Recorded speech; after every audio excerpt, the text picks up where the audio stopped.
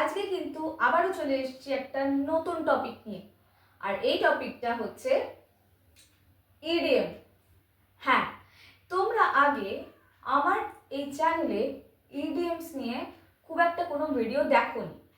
আর EDMs কি হয়, কিভাবে ইউজ করে, কতটা সহজ, আমরা ইংলিশে এই ইডিএমস শিখলে কতটা বেনিফিটেড হব, শুধু তাই নয় ইডিএমস এর কি কাজ রয়েছে, কিভাবে ইউজ করে, ডেলি কনভারসেশনে আমরা কিভাবে করব সেটার প্র্যাকটিক্যালি ইউজ, এই সব কিছু তোমরা কিন্তু জানতে পারবে আজকের ভিডিও থেকে।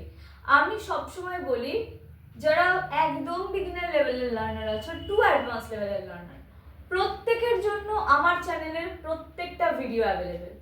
এমন নয় যে অ্যাডভান্স লার্নার বলে আমি একটা ভিডিও স্কিপ করে যাব, না, প্র্যাকটিস করো। যত প্র্যাকটিস করবে তত পুরোনো জিনিসও মনে থাকবে। যারা নিউ লার্নার্স রয়েছে তারাও কিন্তু খুব সহজে জিনিসটা শিখতে পারবে। আমার একটাই টার্গেট থাকে, তোমাদেরকে তোমাদের মতন করে ক্লাস করানো। আজকের ক্লাসটা কিন্তু A1 থেকে B1 লেভেলের লার্নার্সদের জন্য। তবে যারা এমন ভেবো না, অ্যাডভান্স লার্নার যারা আছো তারাও কিন্তু এই ভিডিওটা অবশ্যই দেখবে, প্র্যাকটিস হয়ে যাবে তোমাদের। চলো দেখে নেওয়া যাক হোয়াট ইজ ইডিএম।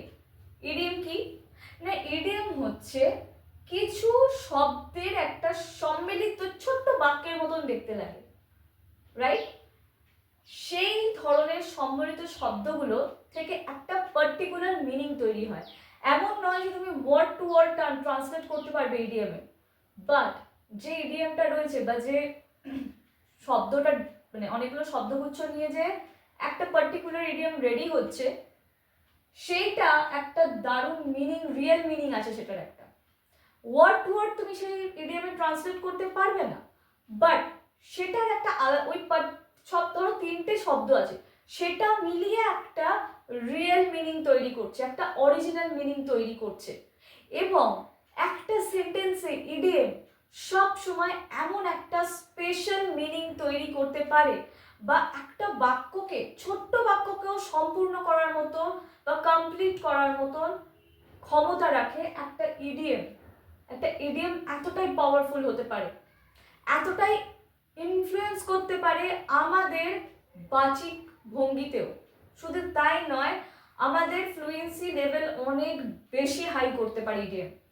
যত বেশি কনভারসেশনে ইডিএম ইউজ করতে পারবে তত বেশি আরো নিজেকে একজন বেটার ভার্সন হিসাবে দেখতে পারবে ইংলিশ লার্নারের ক্ষেত্রে।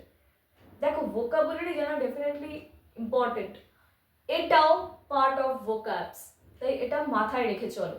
এইটাও ততটাই ইম্পর্টেন্ট যতটা গ্রামার ইম্পর্টেন্ট, যতটা আমাদের ভোকাবুলারি ইম্পর্টেন্ট। আর এটাও part of grammar and vocabulary of English. Okay, চলো দেখে নিই। আচ্ছা, আমরা ফার্স্টে মিনিংটা দেখে নিলাম যে an idiom is a group of words that has special meaning, অর্থাৎ এই শব্দগুচ্ছ মিলিয়ে যেটা তৈরি হচ্ছে, যে ইডিয়মটা তৈরি হচ্ছে তার একটা রিয়েল মিনিং থাকছে, ঠিক আছে? Can not translate word by word. আমি এক্ষুনি এটা বললাম যে শব্দ বা প্রত্যেকটা শব্দকে তুমি পার্টিকুলারলি কিন্তু কোনোভাবে ট্রান্সলেট করতে পারবে না। নেক্সট কি আছে? টাইপস, ফিলিংস, অ্যাঙ্গার, স্টাডি, মানি, বডি, সোশ্যাল। এই যে পার্টিকুলার আমি টাইপসগুলো দিয়েছি, আরও অনেক টাইপসের হয়। আমি A1 থেকে B1 লেভেলের মধ্যে একটা জাস্ট তোমাদেরকে ওভারঅল বোঝাচ্ছি। এই যে টাইপসগুলো লেখা আছে, এই টাইপের উপর বেস করে কিন্তু প্রচুর ইডিএম রয়েছে। এবার আমি তোমাদেরকে একটু পরে ইডিএমগুলো দেখাতে থাকবো, তোমাদের স্ক্রিনে ইডিএমগুলো আসবে। নেক্সট হচ্ছে কোথায় আমরা ইউজ করব, use it in daily conversation to improve your fluency. যতক্ষণ না ইডিএম ইউজ করতে পারছো ঠিক করে, ফ্লুয়েন্সি ইমপ্রুভ করার যে এক ধাপ এগিয়ে যাওয়া, সেটা একটু পিছিয়েও যেতে পারো। কারণ ভোকাবুলারি তোমাকে নিশ্চয়ই হেল্প করবে, প্রচুর শব্দ তুমি জানো, কিন্তু এই যে স্মার্ট ওয়েতে আমরা বলতে পারি ইংলিশকে, খুব সহজ একটা স্মার্টলি ইংলিশ বলা বলে না, বা খুব স্মার্ট ওয়েতে ইংলিশ বলা, সেইগুলো কিন্তু, সেই ট্রিক্সগুলো কিন্তু জানতে হবে তোমাদের। তাহলে চলো আর বেশি দেরি না করে আজকের ইডিএমসগুলো দেখে নেওয়া যাক। স্ক্রিনে প্রত্যেকটা ইডিএম আসবে এবং সঙ্গে আসবে তার এক্সাম্পলস।